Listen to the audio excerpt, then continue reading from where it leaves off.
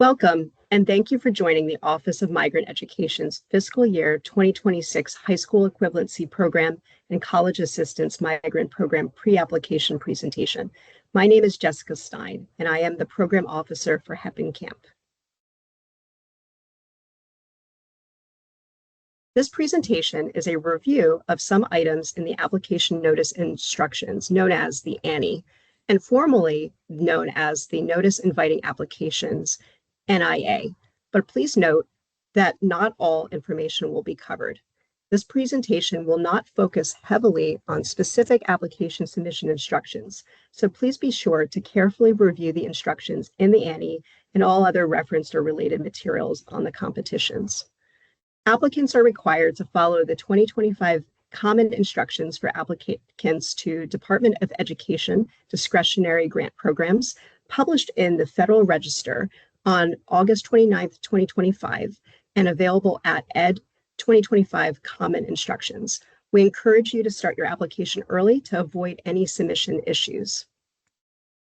The website for grants.gov is listed on this slide. Should you need assistance with the submission of your application, please contact 1-800-518-4726 or support@grants.gov. The hours of operation are 24 hours a day and 7 days a week. Grants.gov is closed on federal holidays. This presentation will be posted on the HEP and CAMP application pages. If you have any questions regarding the competition, please email hepcampfy26@ed.gov. To locate the grant applications in grants.gov, please search for the following funding opportunity numbers. For HEP, it is DOL OESE 34092, and for CAMP, it is DOL OESE 34111. The application deadline is June 12, 2026 at 11:59 p.m. Eastern Time. Please note that there are no exceptions to the deadline, so please submit applications early to account for any unexpected delays or issues. Today, we will review the following sections of the application notice and instructions: program information and purpose, program authority, estimated award amounts, eligible applicants, costs, priorities, application requirements, selection criteria, performance measures, review and selection process, terms and conditions, parts of the application, and intergovernmental review. Next, we will review the program information and purpose.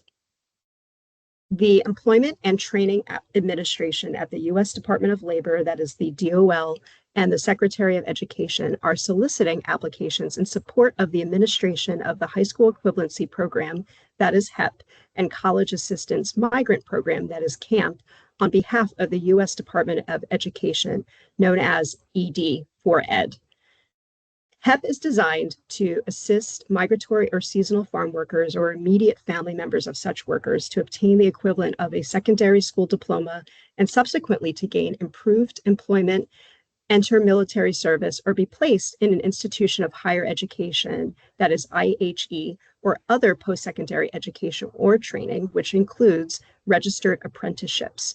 CAMP is designed to assist migratory or seasonal farm workers or immediate family members of such workers who are enrolled or are admitted for enrollment on a full-time basis at an institution of higher education, IHE, to complete their first academic year. Next, we will review the program authority. The authorizing legislation is shown on this slide. It is 20 U.S.C. 1070 D2, the Higher Education Act of 1965 HEA, as amended by Section 408 of the Higher Education Opportunity Act, that is the HEOA. More information on the HEP and CAMP section of the HEA and the corresponding program regulations can be found in the application notice and instructions, that is the ANI. Next, we will review the estimated award amounts. The administration has requested approximately $11,550,000 for new awards for HEP for FY 2026 and approximately $13,014,675 for new awards for CAMP for FY 2026. The range of HEP and CAMP awards for the 12-month budget period is $180,000 to $550,000. And the range of awards for the 60-month project period is $900,000 to $2,750,000. The estimated number of awards is 3 to 4 for HEP and 4 to 5 for CAMP. The Department of Education, that is ED, is not bound by any estimates in this notice. Contingent upon the availability of funds and the quality of applications, ED may make additional awards in subsequent years from the list of unfunded applications from this competition. Please note that ED anticipates making awards for the full project period using available FY 2026 appropriations. Please ensure that the application reflects a budget of at least the $180,000 minimum in all 5 project years. ED will reject any applicant or application that proposes a budget of less than $180,000 for a 12-month period. Please be aware of the maximum award amount of $550,000 in each of the 5 project years.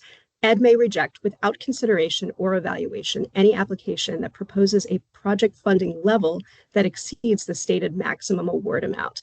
ED may also reject any application that does not propose a 5-year project. Please be sure to include all 5 budget years in the application narrative. Next, we will review the applicant eligibility.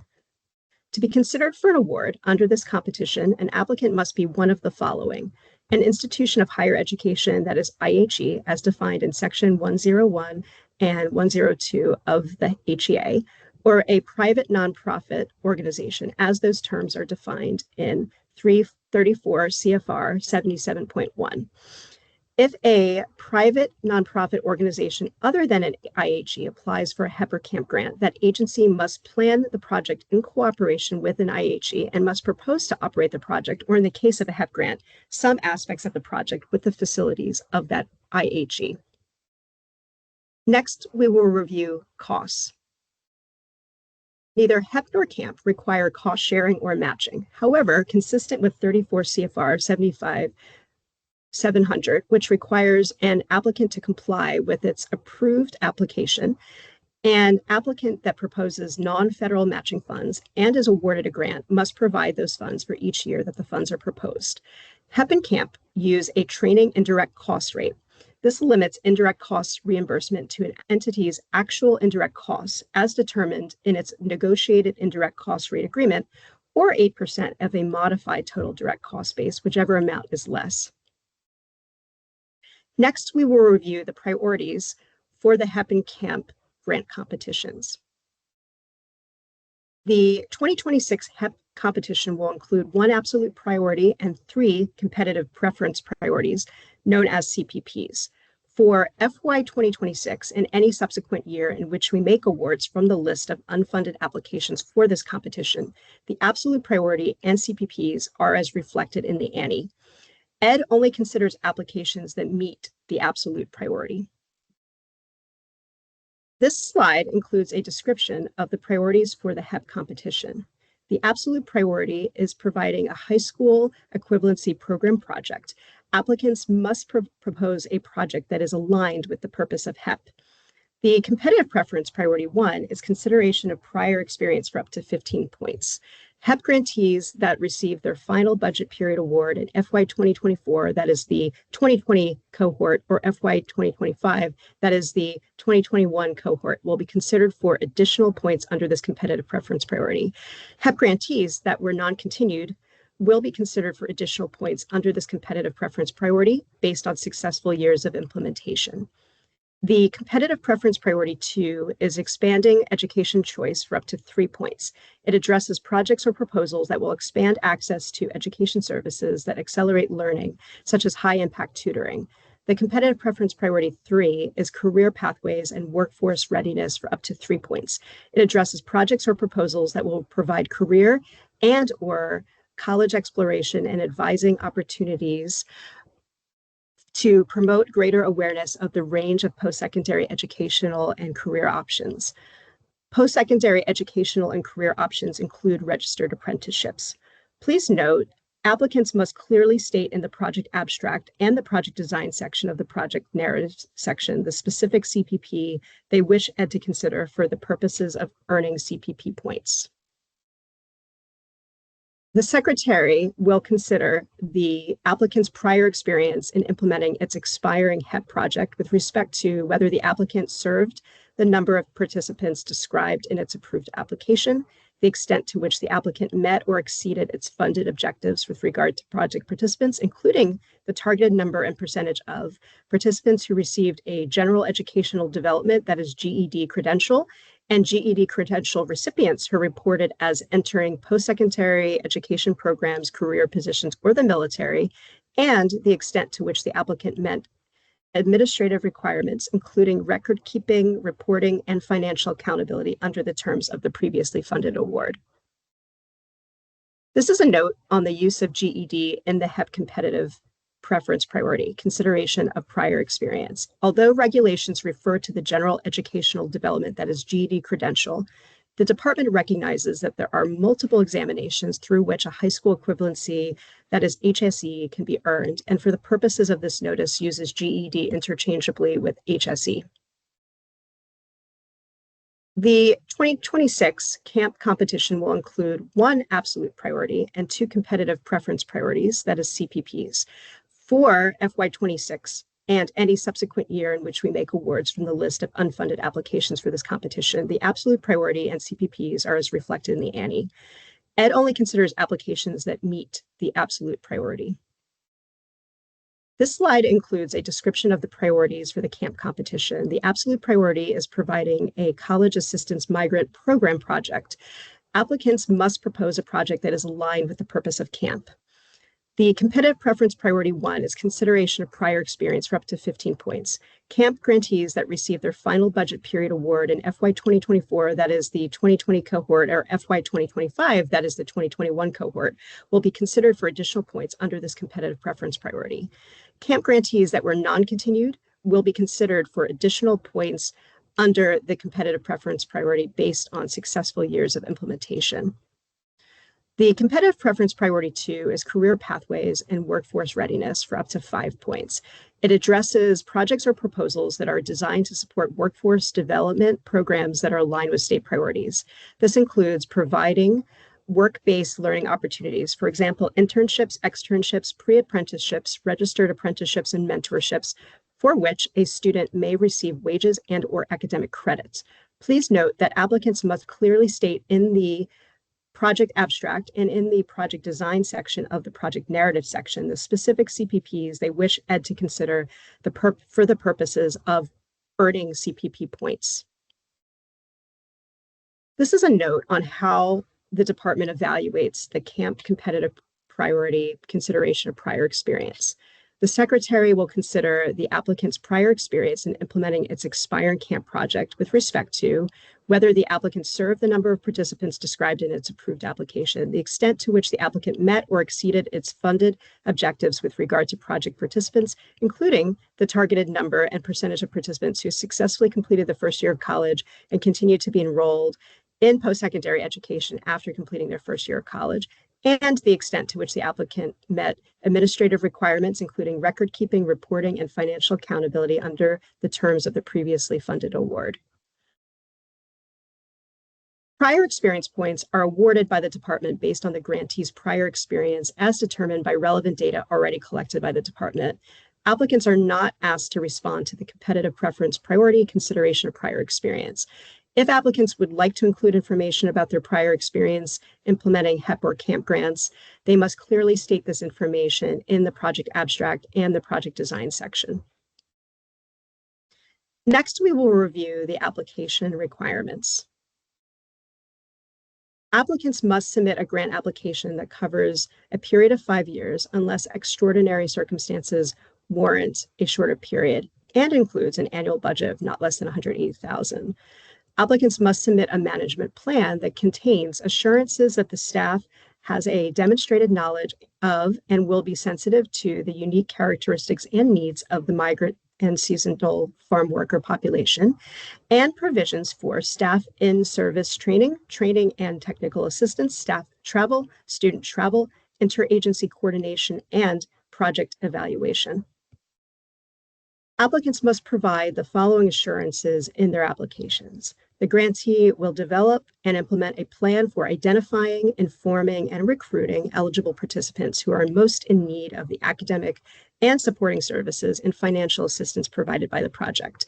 The grantee will develop and implement a plan for identifying and using the resources of the participating IHE and the community to supplement and enhance the services provided by the project. Next, we will review the selection criteria. Selection criteria determine the order and organization of the project narrative.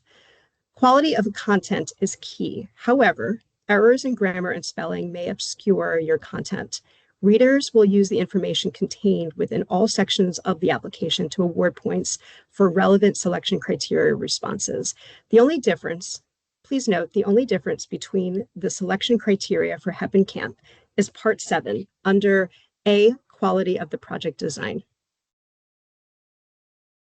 The project narrative should address the following 4 selection criteria: quality of the project design for up to 55 points, quality of the project evaluation for up to 20 points, quality of the management plan for up to 10 points, and adequacy of resources for up to 15 points.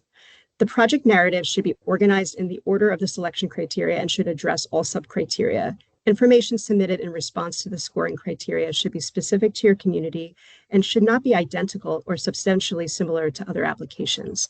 Finally, applicants are free to interpret all of the selection criteria as they see fit, but within the context of the statute and regulations and purpose of the programs. The Secretary considers the quality of the design of the proposed project. In determining the quality of the design of the proposed project, the Secretary considers the following factors. 1, the extent to which the goals, objectives, and outcomes to be achieved by the proposed project are clearly specified, measurable, and ambitious, yet achievable within the project period and aligned with the purposes of the grant program for up to 6 points. 2, the quality of the logic model or other conceptual framework underlying the proposed project, including how inputs are related to outcomes, for up to 6 points, and the extent to which the proposed project will include coordination with other federal investments, as well as appropriate agencies and organizations providing similar services to the target population, for up to 6 points. The Secretary considers the quality of the design of the proposed project in determining the quality of the design of the proposed project. The Secretary considers the following factors. 4, the extent to which the proposed project demonstrates a rationale that is aligned with the purposes of the grant program, as defined in this notice, for up to 7 points. The likely benefit to the intended recipients, as indicated by the logic model or other conceptual framework of the services to be provided, for up to 10 points. And 6, the extent to which the services to be provided by the proposed project involve the use of efficient strategies, including the use of technology as appropriate and the leveraging of non-project resources, for up to 10 points.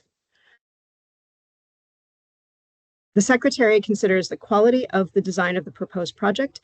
In determining the quality of the design of the proposed project, the Secretary considers the following factors. 7, for HEP only, this is the extent to which the services to be provided by the proposed project reflect up-to-date knowledge and an evidence-based project component, for up to 10 points. And number 7, for CAMP only, the likelihood that the services to be provided by the proposed project will lead to meaningful improvements in the skills and competencies necessary to gain employment in high-quality jobs, careers, and industries, or build capacity for independent living, for up to 10 points. The Secretary considers the quality of the evaluation to be conducted of the proposed project. In determining the quality of the evaluation, the Secretary considers the following factors. 1, the extent to which the methods of evaluation or other evidence building are thorough, feasible, relevant, and appropriate to the goals, objectives, and outcomes of the proposed project, for up to 10 points. 2, the extent to which the methods of evaluation or other evidence building will provide performance feedback and provide formative diagnostic or interim data that is a periodic assessment of progress toward achieving intended outcomes, for up to 5 points. 3, the extent to which the methods of evaluation include an experimental study, a quasi-experimental design study, or a correlational study with statistical controls for selection bias, such as regression methods to account for differences between a treatment group and a comparison group to assess the effectiveness of the project on relevant outcomes for up to 5 points. C, the Secretary considers the quality of the management plan for the proposed project. In determining the quality of the management plan for the proposed project, the Secretary considers one or more of the following factors. 1, the feasibility of the management plan to achieve project objectives and goals on time and within budget, including clearly defined responsibilities, timelines, and milestones for accomplishing project tasks for up to 10 points. And D, the Secretary considers the adequacy of resources for the proposed project. In determining the adequacy of resources for the proposed project, the Secretary considers the following factors. 1, the relevance and demonstrated commitment of each partner in the proposed project to the implementation and success of the project for up to 8 points. 2, the extent to which the budget is adequate to support the proposed project and the costs are reasonable in relation to the objectives, design, and potential significance of the proposed project for up to 7 points. Reviewers will be provided with and may consider using the following optional scoring rubric shown on this slide. Next, we will review the performance measures. ED has developed performance measures for the purposes of reporting to ED under 34 CFR 75-110. The purpose of the performance targets for ED are as follows. Program Performance Measure 1. The target is 69%. The purpose of this is to measure the performance of HEP participants exiting the program having received a high school equivalency, that is HSE diploma. Program Performance Measure 2. For that, the target is 80%. This is the performance related to the percentage of HSE diploma recipients who enter post-secondary education or training programs, including registered apprenticeships, upgraded employment, or the military. The performance targets for CAMP are as follows. Program Performance Measure 1, that is 86%. That is the target. The percentage of CAMP participants completing the first academic year of their post-secondary program. And Program Performance Measure 2, the target is 92%. And this is defined as the percentage of CAMP participants who, after completing the first academic year of college, continue their post-secondary education. Applicants must propose annual targets for these measures and establish annual student enrollment targets in their applications. Applicants should identify these targets within their application abstracts. Applicants must describe the data collection and reporting methods the applicant would use and why those methods are likely to yield reliable, valid, and meaningful performance data. The applicant's capacity to collect and report reliable, valid, and meaningful performance data as evidenced by high-quality data collection, analysis, and reporting in other projects or research. Next, we will review the review and selection process. In reviewing applications in any discretionary grant competition, ED may consider, under 34 CFR 75-217, information outside the rank order of applications, including the information in each application and any other relevant information relevant to a criterion, priority, or other requirement that applies to the selection of applications for new grants, concerning the applicant's performance and use of funds under a previous award under any ED program, and concerning the applicant's failure under any ED program to submit a performance report or its submission of a performance report of unacceptable quality. ED will consider the need to provide an equitable geographic distribution of HEP or CAMP awards, which we will do when 2 or more applications receive the same score at the funding cutoff for this competition. In doing so, ED will consider whether a geographic region is overserved by current HEP or CAMP projects, whether a geographic region is underserved by current HEP or CAMP projects, or whether 2 or more applicants propose to operate similar HEP projects or camp projects in the same geographical region. Geographic distribution would only be considered within the context of each program. Ed staff will screen applications submitted in accordance with the requirements in this notice to determine whether applications have met eligibility and other requirements, including whether an application may fail to meet the terms and conditions applicable to awarded funds referenced elsewhere within the notice. The screening process may occur at various stages of the review and selection process. Applicants that are determined to be ineligible will not receive a grant, regardless of whether the application was included in the peer review process. Applications not selected for funding will be informed of ED's decision in accordance with 34 CFR 75-218. Next, we will review the terms and conditions. If awarded a grant under this competition, projects must ensure and may be required to demonstrate federal funds will not be used under this project in any manner that violates applicable federal law, as indicated on this slide. To the extent that a grantee uses grant funds for such unallowable activities, ED may take appropriate enforcement action, including the potential recovery of funds, or may pursue termination or non-continuation. Please be sure to note the provisions of executive orders indicated on the slide, as well as the U.S. Department of Justice's July 29, 2025 non-regulatory guidance for recipients of federal funding regarding unlawful discrimination, which clarifies the application of federal anti-discrimination laws to programs or initiatives that may involve discriminatory practices, including those labeled as diversity, equity, and inclusion, that is DEI programs. Such activities may risk violating federal civil rights laws and may jeopardize federal funding. This includes any discriminatory equity ideology in violation of a federal anti-discrimination law. A definition of discriminatory equity ideology is contained in Section 2B of Executive Order 14190.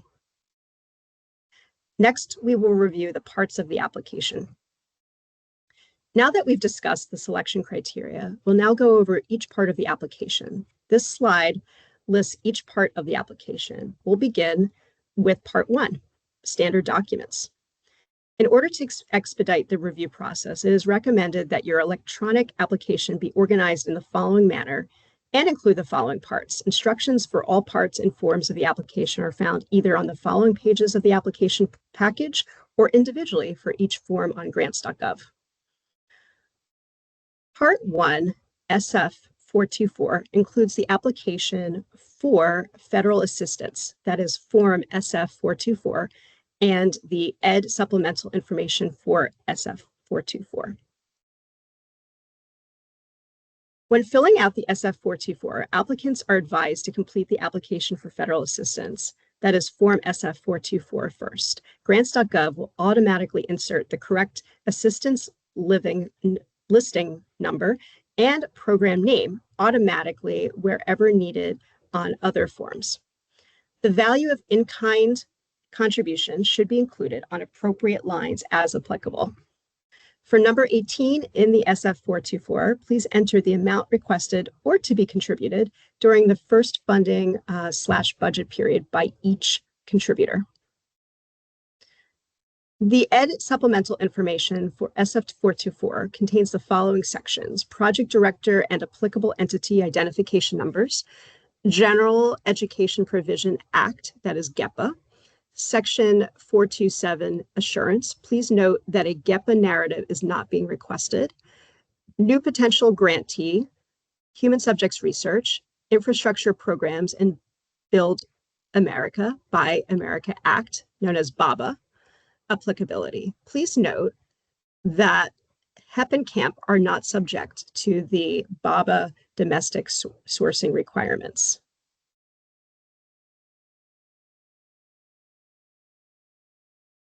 Part 2, budget information related to SF 424A. Both HEP and CAMP are using a new budget form, that is SF 424A. We are no longer using the ED 524 form. The SF 424A is comprised of the following sections on the slide: We will briefly review each section and encourage you to review the ANI for detailed directions. Section A includes general budget information. Only complete row 1 and enter the following information. In column A, enter the grant program name. That is either the High School Equivalency Program or the College Assistance Migrant Program. In column B, enter the assistance listing number. That is the ALN. The ALN is 84.141A or for HEP, or it's 84.149A for CAMP. Column C is not applicable. The same is also true for column D. Column D is not applicable. In column E, enter the total amount requested for the entire performance period. The amount you enter here will auto-populate the box for 5E. In column F, only include an amount in this section if your proposed project plans to include non-federal financial resources, including non-federal funds, to meet any program cost-sharing requirements. In column G, the sum of the totals you enter will auto-populate the box for 1G. Section B includes the budget categories. Only complete this column for year 1 of the grant project, which is listed as 1 in parentheses, and enter the following information. For rows A, B, C, D, E, and F, provide a breakdown by budget category for year 1 of the grant. For row H, that is other, enter all direct costs not covered under budget categories A through F for year 1 of the grant. That, for example, could include space rental, required fees, honoraria, travel, training, and stipends. Please note that construction, that is row G, is not an allowable expense for HEP and CAMP. Please also note that indirect charges must not exceed 8% of total direct charges for A through F. And stipends are not categorized as direct charges for HEP and CAMP grants. Section C includes non-federal resources. This section should only be completed if you are proposing a cost share. The HEP and CAMP statute and regulations do not require cost sharing or matching. An applicant that proposes to use non-federal funds in its application and is awarded a grant must provide those funds for each year that the funds are proposed.